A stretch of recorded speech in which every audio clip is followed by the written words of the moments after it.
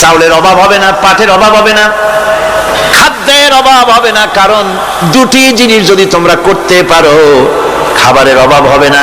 ওয়ালাউ আন্না আহলাল কুরা আমানু ওয়াত্তাকাউ লাফাতাহনা আলাইহিম বারাকাতিন মিনাস সামাই ওয়াল আরদ। দেশের লোকেরা, জনপদের লোকেরা যদি দুইটা কাজ করে, এক নম্বরে হলো আমার উপরে ঈমান আনবে, দুই নম্বরে হলো আমাকে ভয় করার নীতি অবলম্বন করে যদি চলে, তাহলে ওই দেশের মানুষের জন্য আকাশ আর জমিনের সব বরকতের দরজা আমি আল্লাহ খুলে দেব। আল্লাহর ওয়াদা। আল্লাহ পাকের নিকট মানুষের সবচাইতে বড় দাবি কি?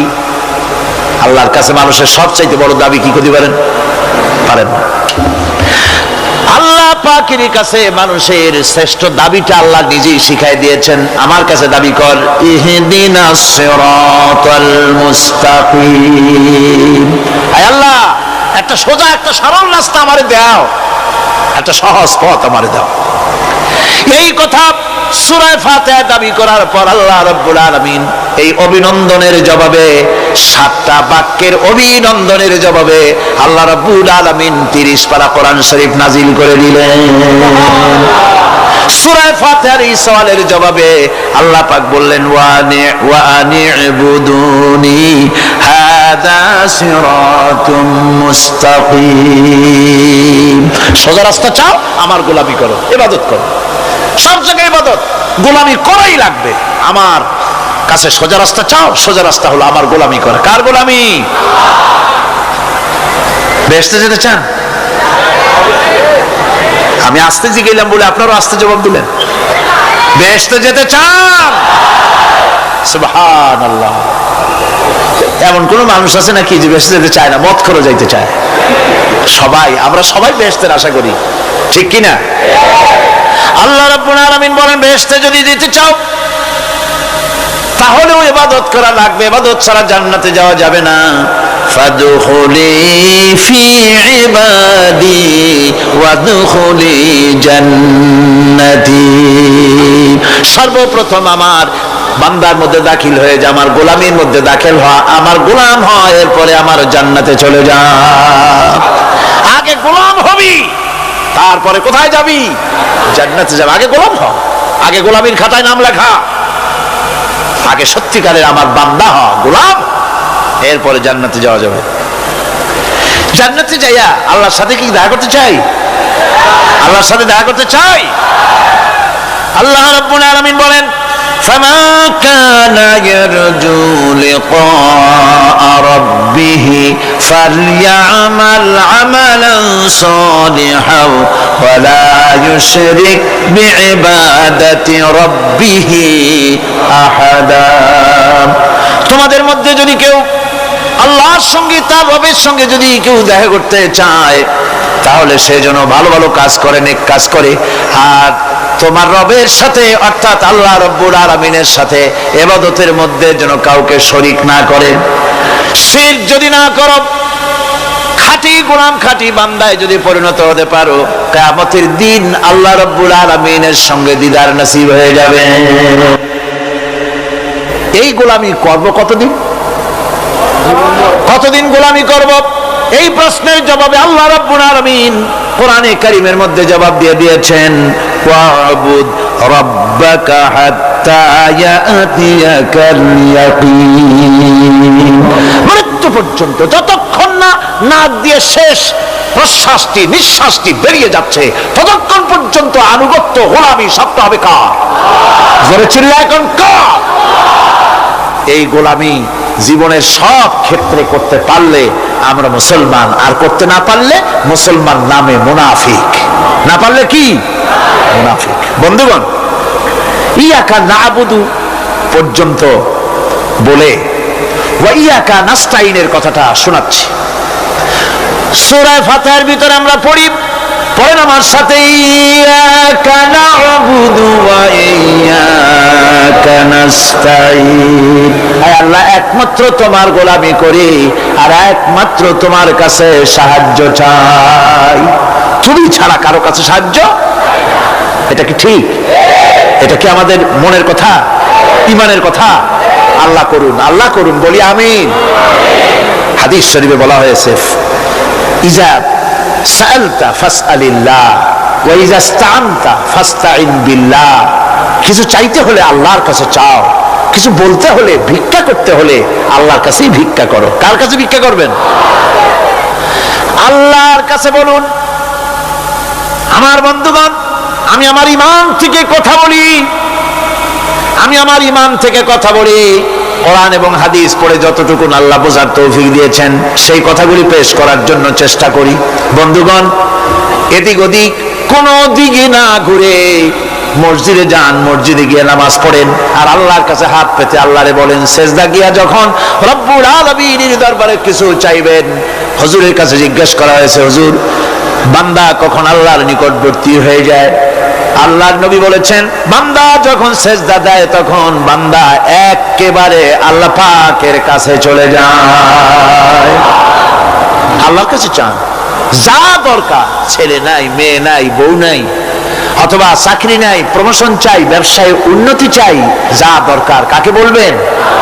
মনটাকে পরিষ্কার করুন, আজকে মনটাকে সাফ করুন, সমস্ত দুর্বলতা থেকে মনকে উঠায় আনো, বিশ্বাস করুন, যা চাওয়ার, যা বলার সবটা আল্লাহর কাছে। কার কাছে?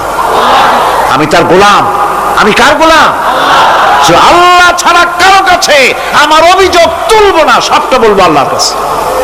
বলে দেখেন, বলে দেখেন আল্লাহ পাক কিভাবে আপনাকে সাহায্য করেন। সুবহানাল্লাহ। ভাইরা আমার, আল্লাহ রাব্বুল আলামিন রাসূল করিম সাল্লাল্লাহু আলাইহি ওয়াসাল্লামকে বলেছেন, ফাইদা ফারাগতা ফানসাব ওয়া ইলা রাব্বিকা ফারগাব। যখন তুমি খালি হাত হয়ে যাবে, দাঁড়িয়ে যাবে এবং তোমার রবের কাছে মিনতি জানাবে, কিছু যখন থাকবে না, তোমার রবের কাছে দাঁড়ায় যাও আর তার কাছে মিনতি জানাও, তোমাকে আল্লাহ ভরপুর করে দিবেন। ভান্ডের কোনো অভাব নাই। আমাদের ভান্ড হচ্ছে যত দেব তত কমবে, আর আল্লাহর ভান্ড যত দেয় তত সমান সমান থাকে, মোটেই কমে না, মোটেই কমে না। সুতরাং দয়াল বাবা, বাবাজান, কেবলাজান বাবা কি যে কবে আর কি করবে দিশা করতে পারে না। গান বাজনা, তারপরে গোসল শরীফ, কি জানি হাবিজাবি শরীফ, কোন শেষ বেদাত দিয়ে ভরে গেছে। এগুলি বিশ্বাস করবেন না, বেদাত খারাফা, এর সাথে মুসলমানের কোনো সম্পর্ক নাই। গান বাজনার সাথে মুসলমানের কোনো সম্পর্ক। হাতে কতগুলো ঢোল নিয়ে তারপরে মাজারের কাছে গিয়ে ঢোল বাজায়, কবরের কাছে, মাথায় কতগুলো চুল, দাঁতে ময়লা, মোষগুলা ঠোঁট দুইটা ঢাইকিয়া দাড়ির কাছে এসে পড়ছে। হায় হায় রে, এই রকমের মোষ আমি মাঝে মধ্যে চিন্তা করি যে দই খায় কেমনে এরা, গাঁজা মদ খাইয়া এগুলো মাজার মধ্যে গিয়ে পড়ে থাকে। আর কি জানি আছে ওইটারে ঘষে আর বলে মদিনা যাব কেমনে, মদিনা যাব। কারণ তুই মদিনা যাবি কেমনে? মদ খেয়ে গাঁজা খেয়ে তুই যাবি মদিনা? একটা কথা হইল? তোর নাপাক কদম আল্লাহ পাকের আরদে মুকাদ্দাসে উঠতে পারে না। বদকার, জিনাকার, শারাবি, কাবাবি আল্লাহ পাকের নাফরমান। কতগুলা শালু কাপড় গায়ে দিয়া, মাথায় কতগুলা চুল রাখা, তারপরে গ্রামের নামে শরীফ। আশ্চর্য কথা, এই গ্রামের নাম শরীফ, ওই গ্রামের নামের মাথায় গিয়া শরীফ। শরীফ তো মক্কা শরীফ, মদিনা শরীফ, কোরআন শরীফ, হাদিস শরীফ, আর শরীফের দরকার নাই। শরীফের জাত মারছে গ্রামে গ্রামে শরীফ লাগাইয়া, কর্ণফুলী শরীফ, চন্দ্রকোনা শরীফ। আশ্চর্য কথা, শরীফ শব্দের একটা ইজ্জত থাকা উচিত, ঠিক কিনা কন? আপনাদেরকে সতর্ক হতে হবে।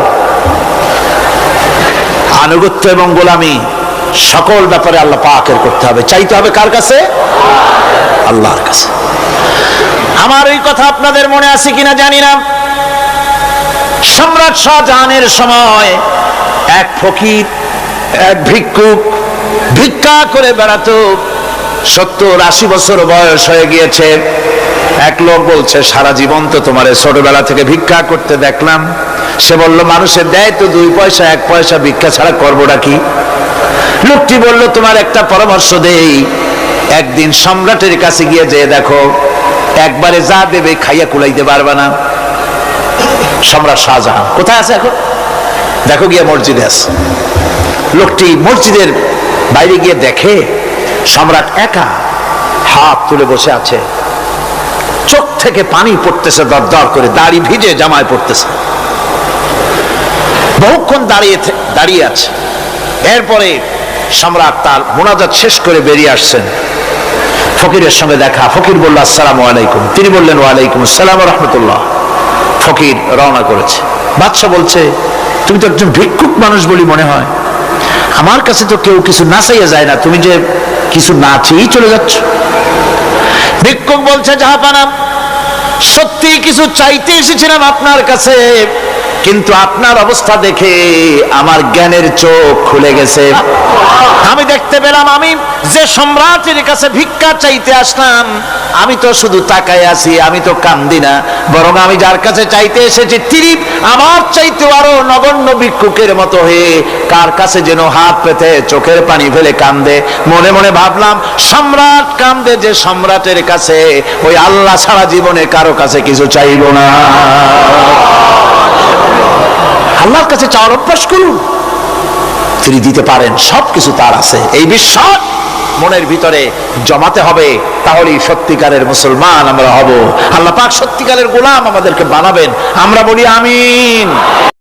সর্বশেষ যে ব্যক্তি জাহান্নাম থেকে মুক্তি লাভ করবে তাকে আল্লাহ পাক বলবেন, ফেরেশতাদেরকে বলবেন, ও আমার ফেরেশতারা, আমার এই বান্দাকে জান্নাত এবং জাহান্নামের মাঝখানে রেখে দাও। জান্নাত এবং জাহান্নামের মাঝখানে লোকটি যখন থাকার জায়গা পাবে, সে জান্নাতের দিকে তাকায়া দেখবে আর কাঁদতে থাকবে। আল্লাহ পাক জিজ্ঞেস করবেন, বান্দারে যুগের পর যুগ ধরে জাহান্নামে কেঁদেছো, আমি রব্বুল আলামিন জাহান্নাম মাফ করে দিয়া জান্নাত জাহান্নামের মাঝখানে রেখে দিয়েছি, আযাব থেকে তো বেঁচে গেছো, এখন কান্দো কেন? লোকটি বলবে, রব্বুল আলামিন কান্দি এই কারণে, জাহান্নাম থেকে মাফ করেছো, তোমার শুকরিয়া আদায় করি। জান্নাত তো আমার কপালে নাই, কিসমতে নাই, কিন্তু জান্নাত আমি এখান থেকে দেখতে পাচ্ছি, জান্নাতের সুঘ্রাণ আমার নাকে আসতেছে, কপালে নাই যাওয়ার। আমি কাঁদি এই জন্য, তুমি যদি মেহেরবানি করে আমাকে জান্নাতের দরজার কাছে একটু দাঁড় করায় দিতা, প্রাণ ভরে তোমার জান্নাতের দৃশ্যটা একটু দেখতাম। আল্লাহ পাক তার আরজি পূরণ করবেন, বলবেন যাও, ফেরেশতাদের বলবেন এর জান্নাতের দরজার কাছে দাঁড় করায় দাও। জান্নাতের দরজার কাছে দাঁড়িয়ে লোকটি আবার কান্না শুরু করবে। আল্লাহ পাক প্রশ্ন করবেন, এবার কান্দো কেন? লোকটি বলবে, রব্বুল আলামিন কান্দি এই কারণে, জান্নাতের এই দরজায় দাঁড়ায়া জান্নাতের অফুরন্ত নেয়ামত কিছুই ভালো করে দেখা যায় না, শুধু অল্প জায়গা দেখি। যদি তুমি আমারে দয়া করে জান্নাতের মাঝখানে দাঁড় করায় দিতা, চতুর্দিকে তাকায়া তাকায়া দেখা কলিজারে ঠান্ডা বানাইতাম। তবে আমি ওয়াদা করি, জান্নাতের কোনো নাজ নেয়ামত, কোনো ফল আমি খাবো না, ধরবো না, সইব না। একটুখানি মেহেরবানি করে মাঝখানে দাঁড় করায় দাও, জান্নারে ঠান্ডা করি। আল্লাহ রব্বুল আলামিন ফেরেশতাদের বলবেন, আমার এই বান্দারে জান্নাতের মাঝখানে দাঁড় করায় দে। আল্লাহর নবী বলেন, জান্নাতের মাঝখানে দাঁড়িয়ে লোকটি আগের চাইতে আরো জোরে চিৎকার মেরে কাঁদতে থাকবে। আল্লাহ পাক বলবেন, বান্দারে কি হলো তোর? দরজার কাছে আসতে চাইছিলে, আইনা দিলাম। আবার এবার মাঝখানে আসতে চাইছো, তাও এনে দিয়েছি, আবার কান্দো কেন? লোকটি বলবে, রব্বুল আলামিন এবার কান্দি এই জন্যে, তুমি যখন দয়া করে একটিবার জান্নাতের মাঝখানে এনে আমাকে দাঁড় করায় দিয়েছ, তুমি রহমান রহিম গফুরুর রহিম, এই জান্নাত থেকে আবার আর বাইর করে দিও না। আল্লাহ রাব্বুল আলামিন বলবেন, ও আমার বান্দারে, আমার এই জান্নাত তোর খুব পছন্দ হয়েছে নাকি? লোকটি বলবে, রব্বুল আলামিন কলিজা ঠান্ডা হয়ে গেছে, ভাবতেও পারি নাই জান্নাত এত সুন্দর। আল্লাহ পাক বলবেন, বান্দারে এরকম একটি নয়, দুইটা নয়, তোর জন্য আমি 10টা জান্নাত এইরকম রিজার্ভ করে রাখছি। সুবহানাল্লাহ, সুবহানাল্লাহ। আল্লাহ পাককে ভয় করে পৃথিবীর সমস্ত পাপ থেকে যারা নিজেকে রক্ষা করবে, আল্লাহ তাদের জন্য এই জান্নাত রেখে দিয়েছেন। সুবহানাল্লাহ।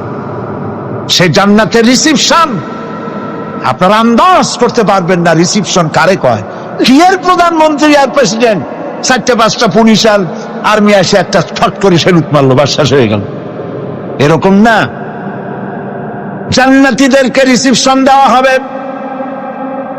জান্নাতীরা যখন আল্লাহর হুকুমে জান্নাতের দিকে যেতে লাগবে, আর যখন জান্নাতের কাছে চলে যাবে, আল্লাহ রাব্বুল আলামিন শোনায় দিচ্ছেন, হাত্তা ইযা জাউহা ফুতিহাত আবওয়াবুহা ওয়া ক্বালা লাহুম খাযানাতুহা সালামুন আলাইকুম তিবতুম ফাদখুলুহা খালিদিন। সুবহানাল্লাহ। জান্নাতীরা যখন জান্নাতে প্রবেশ করার দরজার মুখোমুখি হবে, তার রক্ষীগণ তখন বলবে, সালামুন আলাইকুম, আল্লাহর শান্তি তোমাদের উপরে বর্ষিত হোক। সুবহানাল্লাহ। দুনিয়ার টাটকা টাটকা সুখগুলি 2 পা দিয়ে ঠেলে দিয়েছ, টাটকা সুখগুলি গ্রহণ করো নাই, হারাম খাও নাই, আল্লাহর দ্বীন কায়েমের জন্য রক্ত দিয়েছো, জীবন দিয়েছো, কষ্ট করেছো, আল্লাহকে ভয় করেছো। আমাদের সালাম গ্রহণ করো, জান্নাতের মধ্যে ঢুকে যাও চিরকালের জন্য। সুবহানাল্লাহ। আর বাইর হওয়া লাগবে না, চিরকাল এই জান্নাতের মধ্যে তোমরা বসবাস করতে পারবে, আল্লাহ রাব্বুল আলামিনের ফেরেশতারা বলে দিবে। জান্নাতের মধ্যে আল্লাহ পাক হুরদের সঙ্গে জান্নাতীদের বিয়ের ব্যবস্থা করে দিবেন।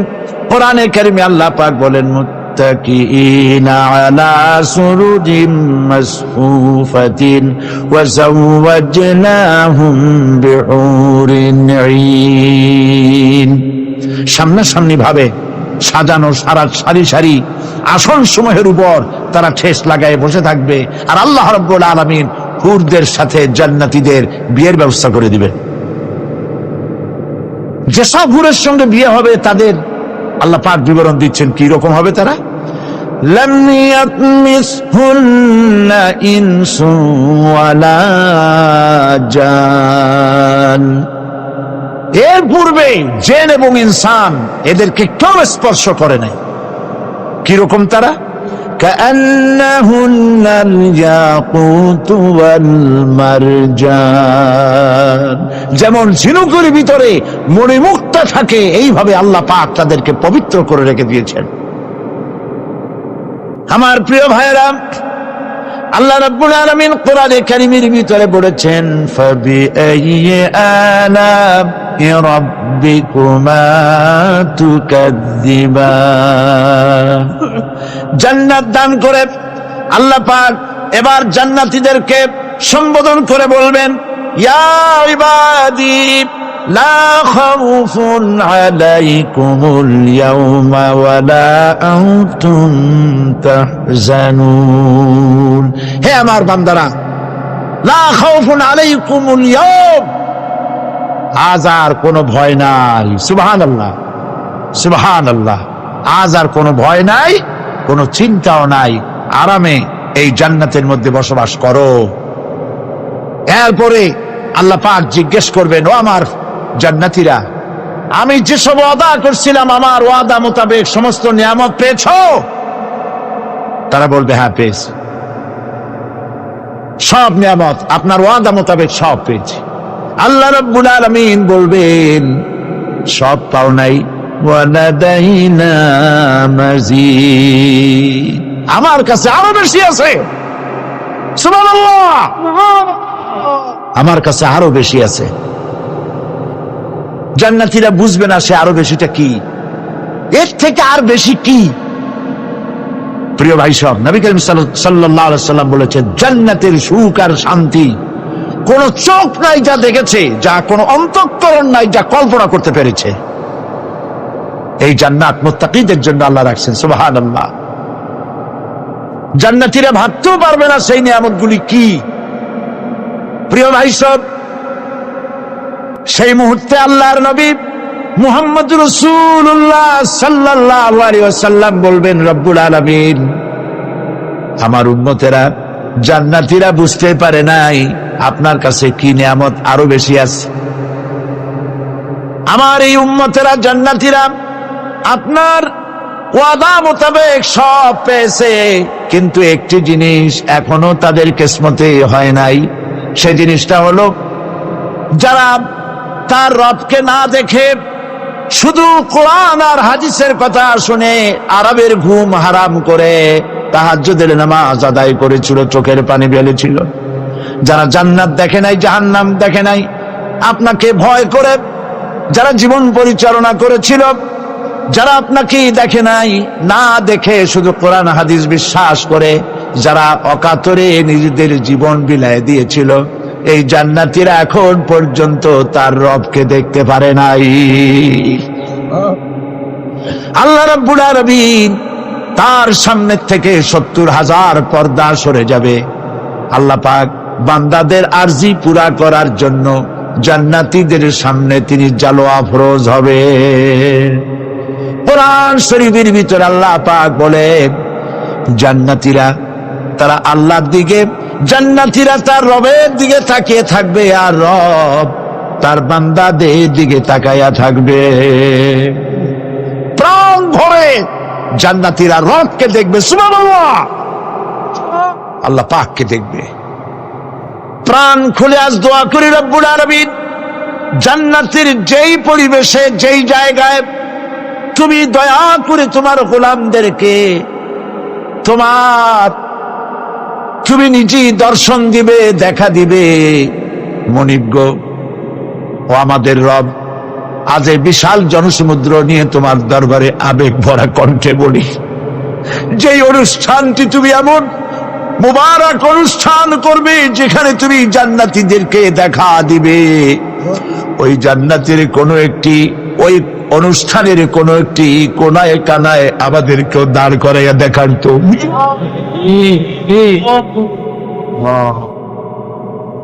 ভাই সব, আল্লাহ রাব্বুল আলামিন মানুষের সামনে এত সব নিয়ামত রেখেছেন, এই জান্নাত দান করবেন। এরপরে আল্লাহ রাব্বুল আলামিন কোরআনে কারীমের মধ্যে বলেছেন, রব্বিস সামাওয়াতি ওয়াল আরদি ওয়া মা বাইনাহুমার রাহমানি লা ইয়ামলিকুনা মিনহু খিতাবা।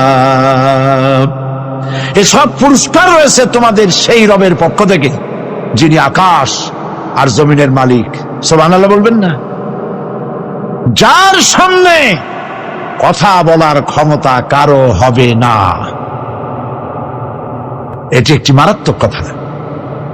কিয়ামতের দিন আল্লাহর দরবারে কেউ কথা বলতে পারবে না আল্লাহর নির্দেশ ছাড়া। একটি আকীদা পরিষ্কার করে নিয়ে যান আপনাদের, সে আকীদাটা এভাবে পরিষ্কার করুন, কোন পীর সাহেব, কোন খাজা বাবা, কোন মাওলানা, কোন মুহাদ্দিস, কোন বুজুর্গ আপনাকে সুপারিশ করতে পারবে না যদি না আল্লাহ পাক তাকে কথা বলার তৌফিক না দেয়। মনে থাকবে এটা। আয়াতুল কুরসির ভিতরে আমরা পড়ি, মান যাল্লাযী ইয়াশফাউ ইনদাহু ইল্লা বিইজনিহি। আল্লাহ পাক বলেছেন কিয়ামতের দিন আল্লাহর দরবারে কার সাহস আছে কথা বলতে পারে? মান যাল্লাযী ইয়াশফাউ ইনদাহু ইল্লা বিইজনিহি। আল্লাহর ওয়াদা ছাড়া, হুকুম ছাড়া আল্লাহর সামনে কথা বলার সেদিন কেউ থাকবে না। সুবহানাল্লাহ। কেউ কথা বলতে পারবে না। সুপারিশ করতে হবে আল্লাহ যারে বলেন তুমি করো, অমুকের জন্য করো, সেই ব্যক্তি শুধু তার জন্যই করতে পারবে, আর কেউ কথা বলতে পারবে না। সেই কঠিন হাসরের ময়দান, যেদিন শুধুমাত্র আল্লাহ পাক কথা বলবেন, আর যারে বলতে বলবেন সেই কেবলমাত্র বলতে পারবে। সুপারিশ এটি আল্লাহ পাক কিয়ামতে পারমিশন দিলে বলা যাবে। হযরত ইব্রাহিম আলাইহিস সালাম কিয়ামতের দিন তার নিজের পিতা সম্পর্কে সুপারিশ করবেন রব্বুল আলামিন, আমার আব্বার জন্য সুপারিশ করতেছি, মেহেরবানি করে জাহান্নাম থেকে তারে আপনি রক্ষা করুন। আল্লাহ রব্বুল আলামিন বলবেন, ইব্রাহিম তোমার সুপারিশ মঞ্জুর হবে না। প্রিয় ভাই সব, একটু মাথা খাটান, চিন্তা করেন। উলুল আযম পয়গম্বর, জাতির পিতা। কে জাতির পিতা? চিল্লায় বলুন, কলিজা সাফ করে ফেলুন। মুসলমানদের জাতির পিতা হাবিজ আমি কেউ হতে পারে না। মিল্লাতা আবিকুম ইব্রাহিম, ইব্রাহিম আলাইহিস সালাম এই মিল্লাতের পিতা। সুবহানাল্লাহ। হযরত ইব্রাহিম আলাইহিস সালাম কিয়ামতের দিন বলবেন, আল্লাহ আমার আব্বার জন্য সুপারিশ করছি। আল্লাহ পাক বলবেন মঞ্জুর হবে না। আজর তোমার পিতা হতে পারে, কিন্তু আমার খলিলকে আগুনে ফেলার জন্য নমরুদকে সে সহযোগিতা করেছে, আমি তোমার পিতাকে ক্ষমা করব না। নবী করিম সাল্লাল্লাহু আলাইহি সাল্লামকে সাহাবায়ে কেরাম জিজ্ঞেস করেছেন, হে রাসূল, আপনার আব্বা এবং আম্মার অবস্থা কি হবে? নবী করিম সাল্লাল্লাহু আলাইহি সাল্লাম কেঁদে ফেলেছেন, সব বলেছেন, আমি তাদের কোনো উপকারে আসব না। আল্লাহু আকবার। আপনি মনে করছেন নাকি যে ইয়া নবী সালাম আলাইকা বলি অমনি নবীর সুপারিশ পাবেন? এত সহজ। কতগুলা রসগোল্লা খাইলেন আর বড় একটা মিছিল করলেন আর অমনি চলে যাবেন? পৃথিবীর সব মানুষ, সাহাবায়ে কেরাম বাদ দেন, পৃথিবীর সমস্ত মানুষ একত্রিত হয়ে আবু তালেব রাসূলুল্লাহকে যে ভালোবেসেছেন, ওর 1000 ভাগের 1 ভাগও সারা দুনিয়ার মানুষ রাসূলুল্লাহকেই ভালোবাসতে পারবে? পারবে? নিজের ছেলে আলীকে, আলী রাদিয়াল্লাহু তাআলা আনহুকে আলাদা বিছানায় শোয়াইয়া, ছোট্ট মানুষ হযরত আলী আলাদা জায়গায় রাখিয়া মুহাম্মদুর রাসূলুল্লাহ সাল্লাল্লাহু আলাইহি সাল্লাম এতিম মানুষ তারে কলিজার সাথে বুকের মধ্যে আশ্রয় দিয়ে আগলে রেখেছেন বুক পড়ে। সেই আবু তালেব মৃত্যুর সময় নবী করিম সাল্লাল্লাহু আলাইহি সাল্লাম বলেছিলেন, চাচা একটি বার আমার কানে তাওহীদের কালেমা শোনায় দেন। আবু তালেব, তার কিসমতে ছিল না কালেমা। মরে যাওয়ার পর একজন সাহাবী বলেছিলেন, ইয়া রাসূলুল্লাহ, মৃত্যুর সময় আবু তালেবের মুখ আমি নড়তে দেখেছি, তিনি কালেমা পড়েছেন সম্ভবত। রাসূলুল্লাহ সাফ বলেছেন, আমি শুনি নাই। এত ভালোবাসার পরও হাদিস শরীফে এসেছে আবু তালেব জাহান্নামে যাবে। কোথায় যাবে? জাহান্নামে। সবচাইতে কম আযাব হবে কার? আবু তালেবের। কম আযাবটা কি? হাদিস শরীফে এসেছে কম আযাব হলো জাহান্নামের আগুন দিয়ে 1 জোড়া জুতা তৈরি করে আবু তালেবের পায়ে পরিয়ে দেওয়া হবে। সেই জাহান্নামের আগুনের তৈরি করা জুতার তাপে আবু তালেবের মাথার ঘিলুগুলো টকবক করে বউ পড়তে লাগবে। এত ভালোবেসে যদি কিয়ামতে উপায় না হয়, আপনি ইয়া নবী সালাম আলাইকা, ইয়া রাসূল সালাম আলাইকা, আর কতগুলো জিলাপি খাইলেন, বড় একটা মিছিল করলেন। প্রিয় ভাই সব, এইসব বিদআত ছাড়ুন, এগুলি সুস্পষ্ট বিদআত। রাসূলুল্লাহকে ভালোবাসবেন, সাহাবীরা যেভাবে ভালোবেসেছেন ওইভাবে ভালোবাসবেন। আল্লাহ রাব্বুল আলামিন বলেন, যালিকাল ইয়াউমুল হক ফামান শাআ আত্তাখাযা ইলা রাব্বিহি মাআবা। এই দিনটি অবশ্যই আসবে, সেদিনটি নিশ্চিতভাবে আসবে। আর এখন যার ইচ্ছা সে তার রবের দিকে অগ্রসর হোক।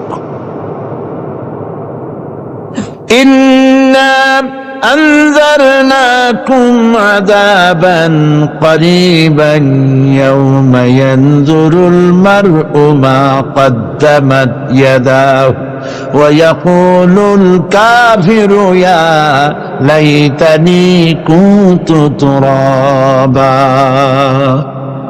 ইন্না আনজারনাকুম আযাবান করিবা, খুব নিকটবর্তী একটি আযাব সম্পর্কে আমি তোমাদেরকে সতর্ক করে দিলাম।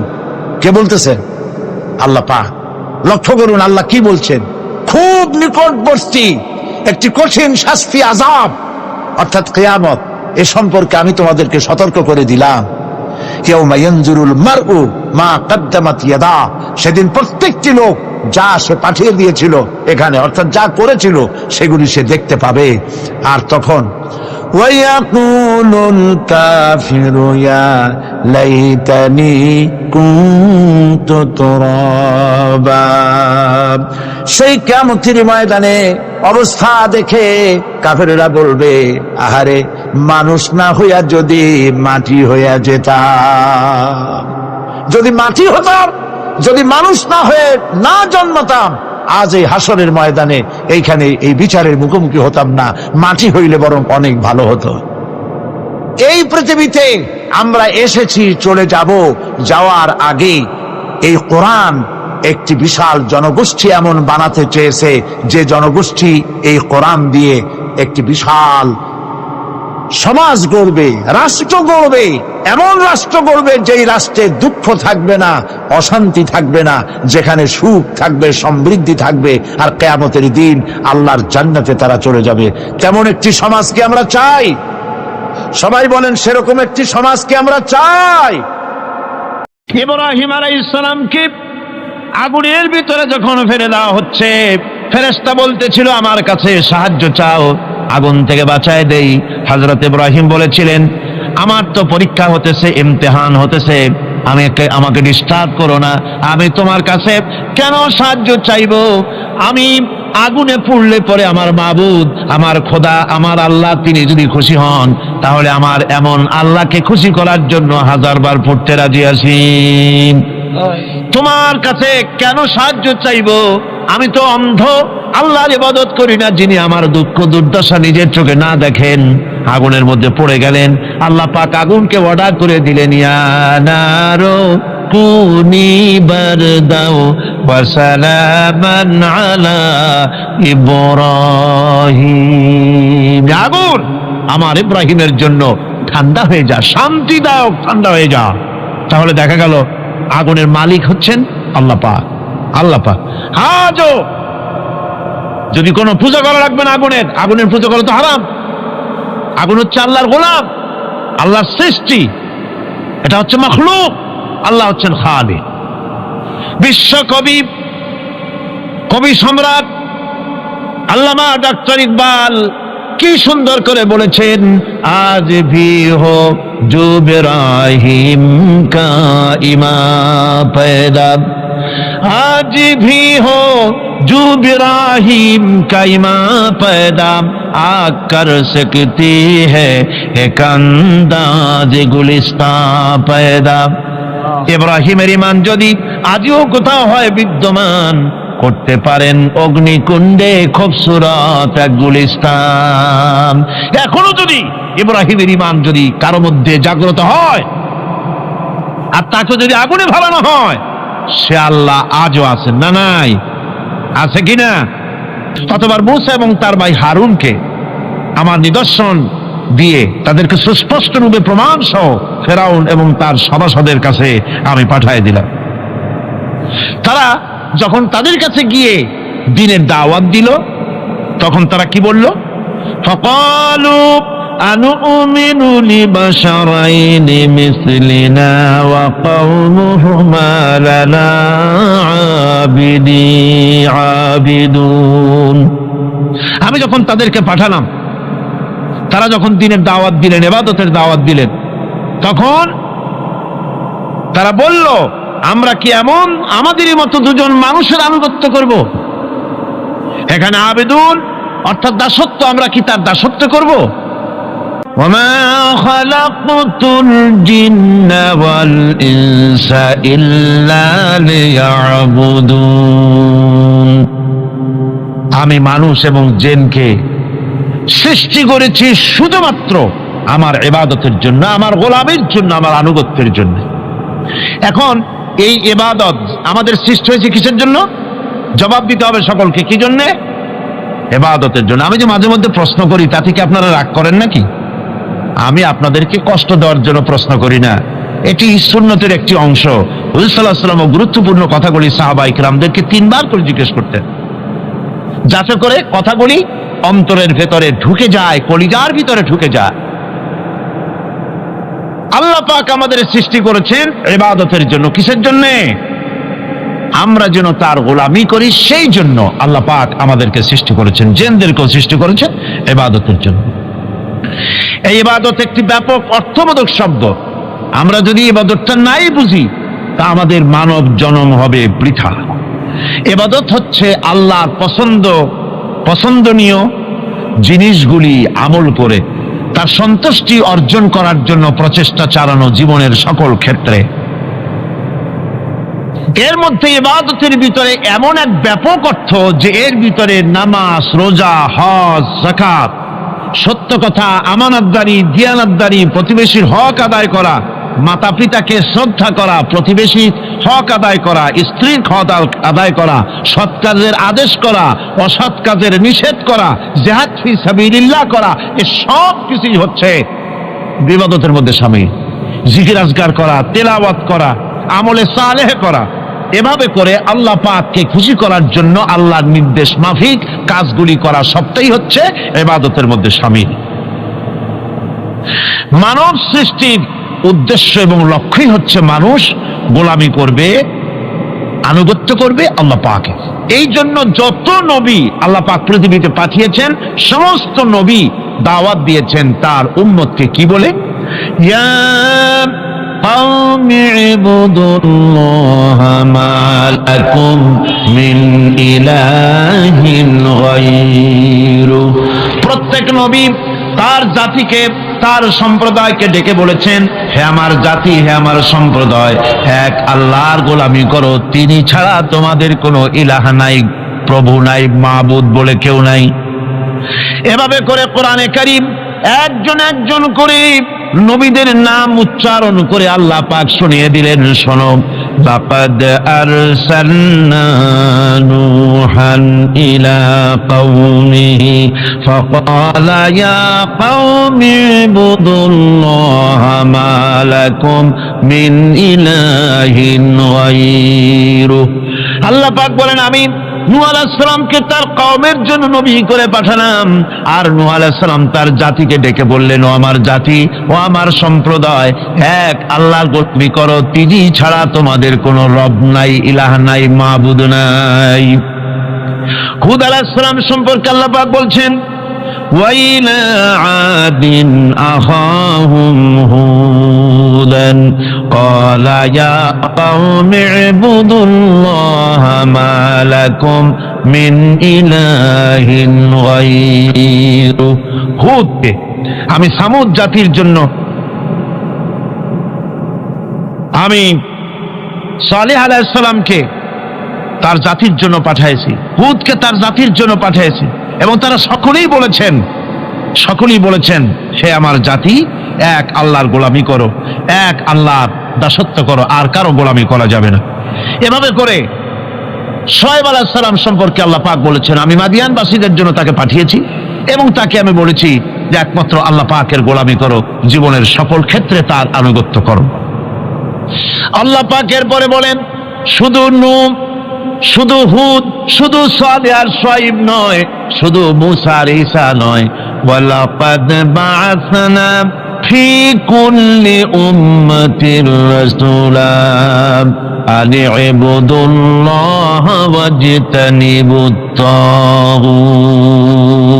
আমি প্রত্যেক জাতির জন্যই রাসূল প্রেরণ করেছি এবং সকলেই দাওয়াত দিয়েছেন, আন ইবুদুল্লাহ ওয়াজতানিবুত তাগুত, এক আল্লাহর গোলামি করো, এক আল্লাহর আনুগত্য করো, আর তাগুতকে বর্জন করো। তাগুত হচ্ছে সেই শক্তি যে শক্তি শুধু নিজেই আল্লাহর আইন অমান্য করে না, অন্যদেরকেও অমান্য করতে বাধ্য করে, তাকে কি বলা হয়? কোরআন বলছি, وما أرسلنا من قبلك من رسول إلا نوحي إليه أنه لا إله إلا أنا فاعبدون। আল্লাহ পাক বলছেন, হে নবী, তোমার পূর্বে এই পৃথিবীতে আমি যাদেরকে পাঠিয়েছি তাদের সকলের প্রতি আমি এই ওহী অবতীর্ণ করেছিলাম যে তারা তার জাতিকে বলবে লা ইলাহা ইল্লা, লা ইলাহা ইল্লা আনা, আমি ছাড়া কোনো ইলাহ নাই, অর্থাৎ আল্লাহ ছাড়া কোনো ইলাহ নাই। এই কথাটা নবীরা সকল জাতির কাছে তারা বলবে, এই বলে ওহী নাযিল করেছে। এবং তারা বলবে একমাত্র আল্লাহ পাকের গোলামি, তার আনুগত্য জীবনের সকল ক্ষেত্রে করতে হবে, তিনি ছাড়া কোনো ইলাহ নাই, এটাকে বিশ্বাস করতে হবে। মেরাজ উপলক্ষে আল্লাহ পাক রাসূল করিম সাল্লাল্লাহু আলাইহি ওয়াসাল্লামকে যে পেগাম দিয়েছিলেন, যে হাদিয়া দিয়েছিলেন, যে 14টি পেগাম ছিল, তার মধ্যে প্রথম পেগাম যেটা ছিল সে ছিল কি? وَقَضَى رَبُّكَ أَلَّا تَعْبُدُوا إِلَّا إِيَّاهُ وَبِالْوَالِدَيْنِ إِحْسَانًا। তোমার রবের পক্ষ থেকে এটা চূড়ান্ত রূপে ফয়সালা হয়ে গিয়েছে, চূড়ান্ত ফয়সালা হয়ে গিয়েছে যে দাসত্ব, গোলামি, আনুগত্য করতে হবে কেবলমাত্র আল্লাহ সুবহানাহু ওয়া তাআলা। আল্লাহ পাকের গোলামি ছাড়া কারো গোলামি করা যাবে না। এখন এই গোলামিটা কি জিনিস, আসুন আমরা ব্যাখ্যা করে আলোচনা করে বুঝতে চেষ্টা করি গোলামিটা কি। এটি হচ্ছে, এটা মানুষের একটা স্বভাবজাত প্রবৃত্তি। মানুষের সামনে মানুষ কারো না কারো আনুগত্য করতে চায়, এটা তার রুহের মধ্যে, তার রক্তের মধ্যে, তার দেহের মধ্যে এটা মিশ্রিত রয়েছে। যেমন মানুষ ক্ষুধা লাগলে ক্ষুধা নিবৃত্তি করার জন্য আহারের আশ্রয় গ্রহণ করে, ঠান্ডা লাগলে শীত বস্ত্রের আশ্রয় নেয়, ক্ষুধা লাগলে খাদ্যের আশ্রয় নেয়, গরম লাগলে বৃষ্টি হলে ঘরের মধ্যে আশ্রয় নেয়, মনের ভাষা ব্যক্ত করার জন্যে, মনের কথা ভাবের আদান প্রদান করার জন্য ভাষার আশ্রয় গ্রহণ করে। ঠিক এগুলি যেমন তার সহজাত প্রবৃত্তি, ঠিক অনুরূপ ভাবে উপাসনার প্রেরণা তার মধ্যে স্বাভাবিকভাবেই উপাসনার প্রেরণা তার মধ্যে ঢুকিয়ে দেওয়া রয়েছে। কারো না কারো সামনে তার মাথা নত করা এটি একটি স্বাভাবিক প্রেরণা। ইবাদতের ধারণা প্রকৃতপক্ষে এটি একটি ব্যাপক ধারণা। এর প্রথমে এটাকে দুই ভাগে ভাগ করা যায়, একটা হচ্ছে বন্দিগি এবং আনুগত্য, আর একটা হচ্ছে পূজা বা অর্চনা। বন্দিগি এবং আনুগত্যের ব্যাপারটা হচ্ছে যে উচ্চতর কোন একটি সত্তার সামনে মাথা নত করে দেওয়া, যেটাকে আরবিতে বলা হয় ইজহারে তাজাল্লুল, নিজেকে ছোট করা, নিজেকে ছোট করা। এই নিজেকে ছোট করাটা এটা কিন্তু আল্লাহ পাক ছাড়া কারো সামনে মাথা নত করা, কথা বুঝেন না নাকি? আল্লাহ ছাড়া কারো সামনে মাথা নত করা যাবে না। সুতরাং আজ ইজহারে তাজাল্লুল, মানুষ নিজেকে ছোট করবে কেবলমাত্র আল্লাহর কাছে। কার কাছে? আল্লাহ ছাড়া কারো সামনে মানুষ মাথা নত করতে পারবে না। এমনকি আমার দেশের কোর্টগুলিতে জজ সাহেবদেরকে বলা হয় মিলর্ড, আমার প্রভু। ব্রিটিশের শেখানো কথা, কোন মুসলমান উকিলের এমন কথা বলা উচিত নয়, জায়েজ নয়, হারাম। এ ধরনের কাস্টমস, এ ধরনের ট্র্যাডিশন উৎখাত করা উচিত। মাননীয় স্পিকার, মাননীয় জজ সাহেব, সম্মানিত জজ সাহেব এভাবে বলতে পারে, কিন্তু আমার প্রভু, প্রভু তো মুসলমানের একজন। প্রভু কয়জন? তার নাম কি? এই 60 জনে কইলেন আল্লাহ। আল্লাহর নাম নিতে দুঃখ লাগে, ভয় করে, লজ্জা করে, চিল্লা এখন প্রভুকে আল্লাহ সুবহানাহু ওয়া তাআলা। সুতরাং তার সামনে মাথা নত করতে হবে।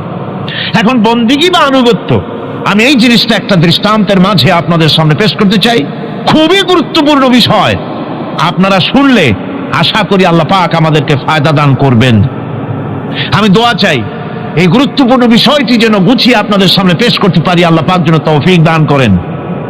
এই আনুগত্যটার একটা দৃষ্টান্ত ভাবে দেওয়া যায়, যেমন চাকর মনিবের আনুগত্য করে।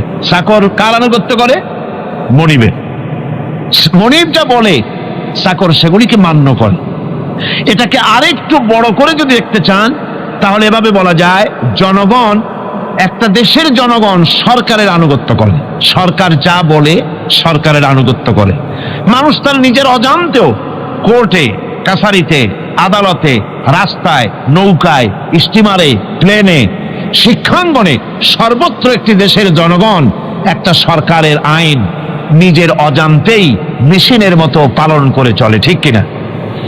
এই দৃষ্টিতে যে পরিমাণ লোক কোন সরকারের কর্তৃত্ব সীমায় বাস করে এবং তারা আইনের অনুবর্তন করে, তাদের সম্পর্কে আমরা বলতে পারি জনগণ অমুক সরকারের আনুগত্য করছে। আর এটাকে যদি আরবিতে বলেন তাহলে বলা যায় এভাবে, জনগণ অমুক সরকারের ইবাদত করছে, আনুগত্য করছে, দাসত্ব করছে, গোলামি করছে। এবার এই ধারণাটিকে আরো একটু প্রশস্ত করে নিন, তাহলে আপনি দেখতে পাবেন প্রথমে বললাম মনিবার চাকর, তারপর বললাম জনগণ আর সরকার। এবার এই দৃষ্টিকে আরো প্রশস্ত করে দিয়ে বিশ্বের দিকে তাকান, মহা শূন্যের দিকে তাকান, গাছপালা, তরু লতা, কীট পতঙ্গ সব যেন কারো আইন মেনে চলছেই তো মনে হয় নাকি কন? এবার শুনুন আল্লাহ পাক কি বলছে। আল্লাহ রাব্বুল আলামিন বলেন, আফাগাইরা দীনিল্লাহি ইয়াবগুন ওয়ালাহু আসলামা মান ফিস সামাওয়াতি ওয়াল আরদি তাওআন ওয়া কারহা। আফাগাইরা দীনিল্লাহি ইয়াবগুন, তোমরা কি আমার দেওয়া জীবন ব্যবস্থাকে ছেড়ে দিয়ে অন্যের তৈরি করা কোন ব্যবস্থা তালাশ করো? ওয়ালাহু আসলামা মান ফিস সামাওয়াতি ওয়াল আরদ, অথচ আকাশে যা আছে, জমিনে যা আছে, সব কিছু আনুগত্যের মস্তক আমার সামনে মাথা নত করে দিয়েছে। সুবহানাল্লাহি ওয়া বিহামদিহি, ঠিক কিনা? একটি ধূলি কণা থেকে শুরু করে নক্ষত্র লোক অবধি যা কিছু আমরা দেখতে পাই, যা দেখি না, সব হুকুম মানে কার? এই আইনের বৃদ্ধাচারণ করার ক্ষমতা কারো নাই। এটাকে বলা যায় গোটা বিশ্ব চরাচর আনুগত্য করছে, গোলামি করছে, ইবাদত করছে। কার করছে?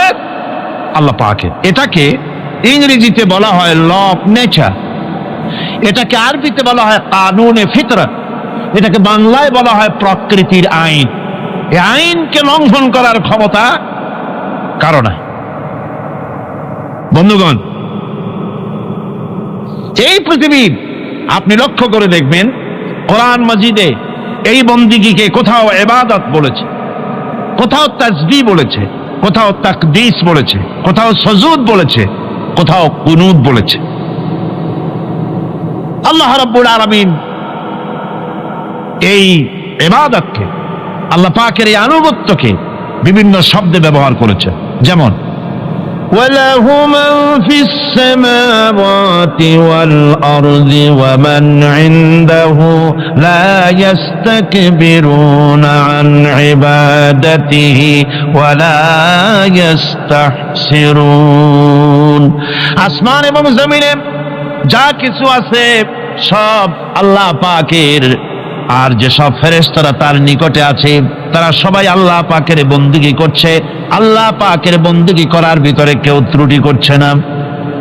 ইউসাব্বিহুনাল লাইলা ওয়ান নাহারা লা ইয়াফতুরুন, তারা রাত দিন তার প্রশংসা কীর্তনে মাথা নত করে দিয়ে কোন রকমের বিশ্রাম ছাড়া, শৈথিল্য ছাড়া সব আল্লাহ পাকের জিকির করছে, তাসবিহ করছে, আনুগত্য করছে। আকাশের সমস্ত ফেরেশতারা, কত ফেরেশতা তার তো কোনো ঠিক ঠিকানা নাই। কত লক্ষ লক্ষ ফেরেশতা আছে শুধু রুকুর হালতে আছে, কেউ তো সেজদার হালতে আছে, কেউ তো কিয়ামের হালতে আছে। আর যার উপরে যে ডিউটি আছে সেই ডিউটি পালন করছে, সব আল্লাহ পাকের আনুগত্য করে চলছে। এভাবে করে আল্লাহ পাক বলছেন যে আমার আনুগত্য এবং আমার তাসবিহ, আমার গুণকীর্তন করার জন্য সবাই এর মধ্যে ব্যস্ত আছে। ইউসাব্বিহু লিল্লাহি মা ফিস সামাওয়াতি ওয়া মা ফিল আরদ আল মালিকিল কুদ্দুসিল আজিজিল হাকীম। ইউসাব্বিহু লিল্লাহি, তাসবিহ পড়ছে, সাব্বাহা ইউসাব্বিহু তাসবিহান, তাসবিহ পড়েছে, তাসবিহ পড়ছে, তাসবিহ পড়বে। কিয়ামত পর্যন্ত যা কিছু আছে আকাশে, যা কিছু আছে জমিনে, যা কিছু আছে এর মাঝখানে সব তাসবিহ করছে কার? আল্লাহ পাকের জিকির করছে, তাসবিহ করছে। হযরত ইউনূস আলাইহিস সালাম মাছের পেটে যখন ঢুকে পড়েছিলেন, যখন নিজের জীবন সম্পর্কে হতাশ হয়ে গিয়েছিলেন, তখন তিনি শুনতে পাচ্ছিলেন চতুর্দিকে যে সমস্ত জলচর প্রাণী আছে, হাত্তাকে সমুদ্রের তলদেশের, দরিয়ার তলদেশের বালুকণা, পাথরের নুড়ি, শৈবাল সব কিছু থেকে আল্লাহ পাকের জিকির হচ্ছে।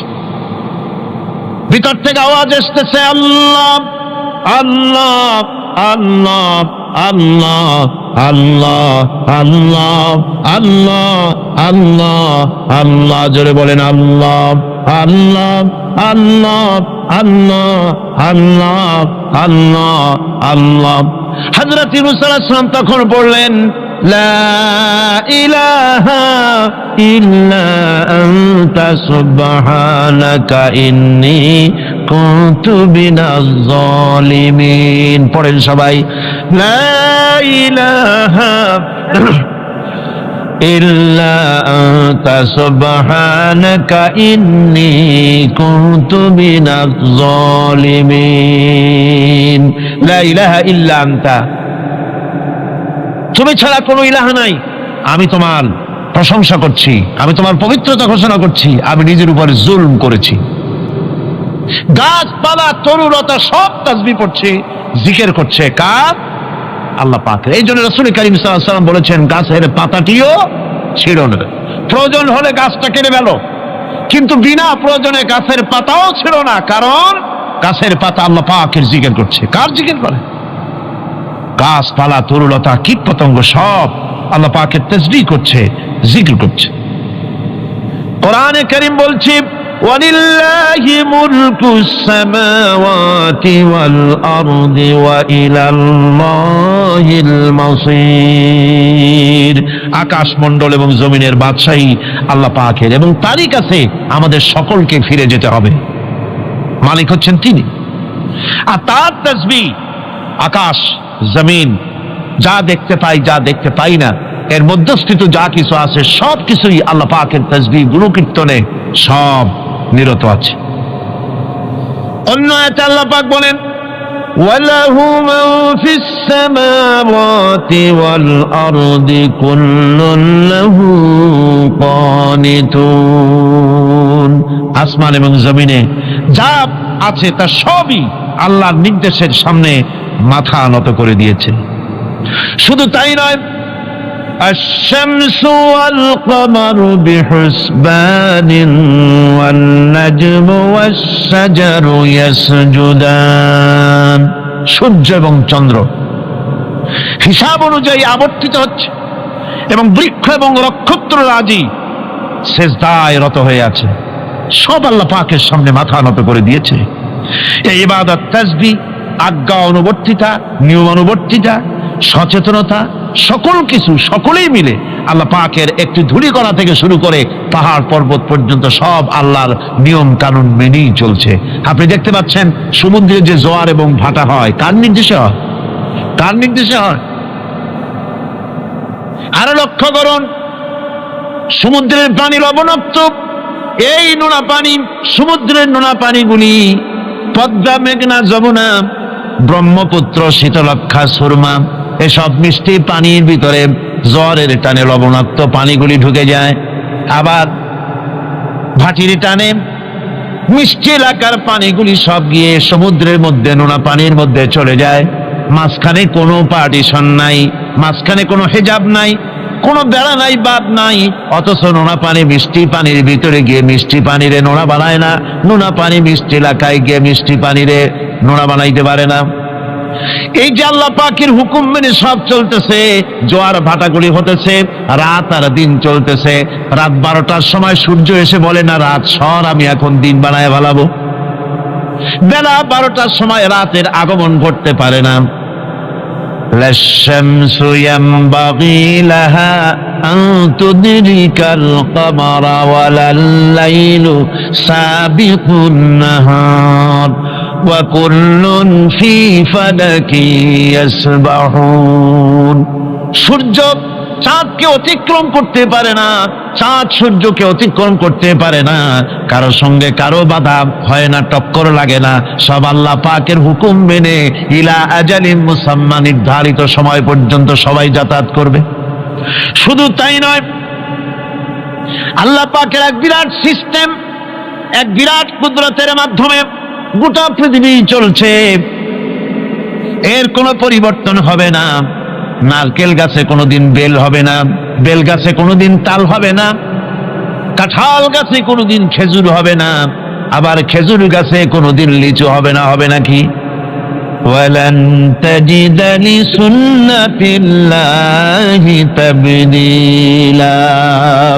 আমার প্রকৃতির আইনের মধ্যে, আমার ল অফ নেচারের ভেতরে কোনো পরিবর্তন হবে না, সবগুলি আমার আইন মানতে হবে।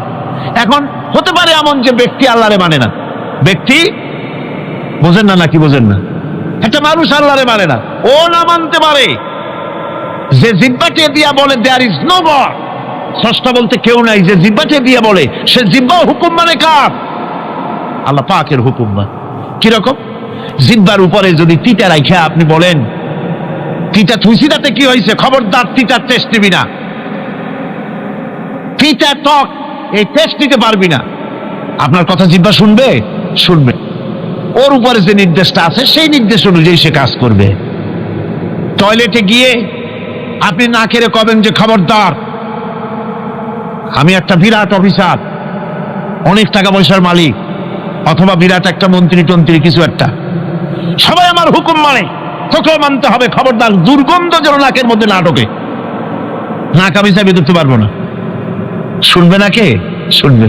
নাক হোক, কান হোক, চোখ হোক, মুখ হোক, প্রত্যেকটা অঙ্গ প্রত্যঙ্গ, এগুলি সব হুকুম মানে কার? হতে পারে ব্যক্তি আল্লাহরে অস্বীকার করে বসলো, আল্লাহকে বললো যে আল্লাহ নাই, সব এমনি এমনি, এর কপালের লক্ষণ। কিসের লক্ষণ? কপাল পড়া লক্ষণ। সব বোঝে, একটা মাত্র এটা কয় যে না কেউ এটারে বানাইছে। এই যে একটা ভিডিও ক্যামেরা, এটারে কেউ দেখলে বলবে যে কয়েকজন আলেমে মিলে ফু দিছে আর অন্য একটা মাইক হয়ে কি বল ক্যামেরা হয়ে গেছে, বলবে কেউ? কোন পাগলেও কবে? এই প্যান্ডেলটা দেখে কি মনে হবে? 4-5 জন পিসা বাইসা কোসার কোণে দাঁড়াইয়া ফু দিছে, সাথে সাথে প্যান্ডেল হয়ে গেছে। এটা কথা হইল? একটা ছোট্ট টেবিল, একটা চাপ দেখলে পরে মানুষ বলে নিশ্চয়ই এটা কেউ বানাইছে। হাজির, এত বড় বিশাল আকাশ, এত সুন্দর জমিন, এত সুন্দর দেহ, এই মানুষ, গাছপালা, তরুলতা, কীট পতঙ্গ, পাহাড়, নদ নদী, এ সব কিছু দেখে কেবলমাত্র কপাল পোড়াই বলতে পারে যে কেউ নাই, এমনি এমনি হয়েছে। আজিব তামাশা। এমনি এমনি একটা চাউল তৈরি হয় না, একটা ডিম তৈরি হয় না, এমনি এমনি পৃথিবীতে হয়ে গেল। সবগুলির পেছনে আল্লাহ পাক আছেন, তিনি সৃষ্টি করেছেন। এখন উপাস্যের প্রতি এই সৃষ্টি মানুষের দৃষ্টি আকর্ষণ করে। উপাস্য পাও না কে আল্লাহ, তা ঠিক পাও না, তা দেখাবার জন্য এই পৃথিবীর আল্লাহর সৃষ্টি প্রত্যেকটি পদার্থ, প্রত্যেকটি জিনিস ইঙ্গিত করে নিঃসন্দেহে কেউ না কেউ আছে, আর তার নাম হচ্ছে আল্লাহ। তার নাম কি? আরো জোরে বলেন, নাম কি? আল্লাহ পাক। এখন প্রশ্ন ওঠে আল্লাহরে বানাইছে কেডা? বলে তো মুরগি আগে না ডিম আগে? ডিম যদি আগে হয়ে থাকে তো ডিমটারে পারলো কে? আর মুরগি যদি আগে হয়ে থাকে কোথার থেকে মুরগি এসে উড়ে এসে জুড়ে বসলো, আইলো কই থেকে? আল্লাহ যদি একজন থেকেই থাকেন তাহলে তার স্রষ্টাকে? এই প্রশ্ন তুলেছেন বার্টন রাসেল। প্রশ্ন তুলেছে স্রষ্টার স্রষ্টাকে। আমি দেখলাম এক আর্মি অফিসার একটা বই লিখেছেন, আমার এত ভালো লাগলো। বইটার নাম হচ্ছে আল কোরআন দ্য চ্যালেঞ্জ, মহাকাশ পর্ব। দারুণ লিখেছেন তিনি, আপনারা যদি পান খুঁজে নিয়ে পড়বেন। সে বইয়ের শেষ ভাগে গিয়ে তিনি এটার জবাব দিয়েছেন, স্রষ্টার স্রষ্টাকে তাই তুমি তালাশ করো, কানা চায় মানে কুজো চায় চিতই শুইতে। একটা লবণ কণার দৃষ্টান্ত তিনি দিয়েছেন। একটা লবণ কণা, একটি লবণ কণার ভিতরে যতগুলি মলিকুল থাকে, একটা লবণ কণার ভিতরে যতগুলি ক্যালাস থাকে, একটা লবণ কণার ভিতরে যতগুলি উপকরণ আর উপাদান থাকে, অর্থাৎ একটা লবণ কণা যত উপকরণ যত উপাদান ধারণ করে, তার ধারণ ক্ষমতা যতখানি, এতখানি জিনিস ধারণ করতে 1000 বার্ট্রান্ড রাসেলের মগজের দরকার। একটা লবণ কণা, সেইটা চিন্তা করাই কঠিন। আর এত বড় মহাবিশ্ব যিনি সৃষ্টি করেছেন তার স্রষ্টাকে তালাশ করতে চাও, এটা কি স্বাভাবিক কথা? এটা পাগলের প্রশ্ন হতে পারে, এটা পাগলের প্রশ্ন হতে পারে। গ্যাগারিন টিটপ আর প্রথম মহাশূন্যচারী ছিল।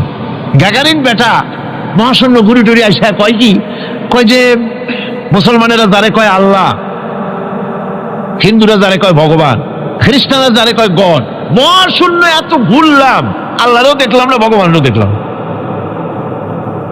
আজীব তামাশা। তুমি তো তোমার শরীরটাই দেখো না, তোমার শরীরটাই তো তুমি দেখতে পাও না। তোমার মাথার তালুটা কেমন তা কি দেখছো কখনো? আয়না নিচের দিকে দিয়ে ঠ্যাং উপরের দিকে দিয়ে তাকাইলে যদি দেখো মাথার তালু কেমন। নিজের ঘাট দেখো না, পিঠ দেখো না, নিজের হিপ দেখতে পারো না। আয়না টায়না সাইড বাসখান না নিয়ে দেখার উপায় নাই কোন জায়গায় কি আছে শরীরে। নিজের শরীরটাই দেখো না, কত বড় সাহস! এই শরীরের স্রষ্টাকে দেখতে চাও? লা তুদরিকুহুল আবসার। কোন দৃষ্টি শক্তি তাকে মুহাইয়া করতে পারবে না। তার দৃষ্টি সকলকে আয়ত্ত করবে, কিন্তু পৃথিবীর কোন দৃষ্টি শক্তি তাকে আয়ত্তের ভিতরে নিতে পারবে না। রব্বানা যালামনা আনফুসানা ওয়া ইন লাম তাগফির লানা ওয়া তারহামনা লানাকুনান্না মিনাল খাসিরিন। রব্বানা লা তুযিগ কুলুবানা বা'দা ইয হাদাইতানা ওয়া হাব লানা মিন লাদুনকা রাহমাতান ইন্নাকা আনতাল ওয়াহ্হাব। আয় আল্লাহ তাআলা, হাজার হাজার মুসলমান নরনারী ঠান্ডাকে উপেক্ষা করে তোমার দ্বীনের কথা শোনার জন্য, কোরআনে কারীমের কথা শোনার জন্য এই মাঠে এসে হাজির হয়েছে। আল্লাহ, তুমি দয়া করে মেহেরবানি করে আলোচনার সওয়াবটুকু হুজুরে পুরনূর সাল্লাল্লাহু আলাইহি ওয়াসাল্লামের রূহ মুবারকে পৌঁছে দাও। রব্বুল আলামিন, আমাদের মধ্য থেকে যাদের মা বাপ দুনিয়া থেকে জনমের মতো বিদায় হয়ে গেছে, আল্লাহ কবরে যদি আযাব থাকে দয়া করে আযাব মাফ করে দাও। আল্লাহ, আমাদের মা বাপের উপরে তোমার রহমত নাজিল করো। রব্বিরহামহুমা কামা রাব্বায়ানি সগীরা। রব্বিরহামহুমা কামা রাব্বায়ানি সগীরা। হে আল্লাহ রাব্বুল আলামিন, এই মাহফিলে যত লোক আছি আমরা, কার কোন ব্যাধি আছে, রোগ আছে, আমরা তুমি ভালো করে জানো। আমাদের প্রত্যেকের ব্যাধিকে তুমি শিফায়ে আজলা দান করে দাও। اللهم حبب إلينا الإيمان وزينه في قلوبنا وكره إلينا الكفر والفسوق والعصيان واجعلنا من الراشدين. ربنا تقبل منا إنك أنت السميع العليم وتب علينا إنك أنت التواب الرحيم. سبحان ربك رب العزة عما يصفون وسلام على المرسلين الحمد لله رب العالمين. واجعل آخر كلمتنا عند الموت لا إله إلا الله محمد رسول الله.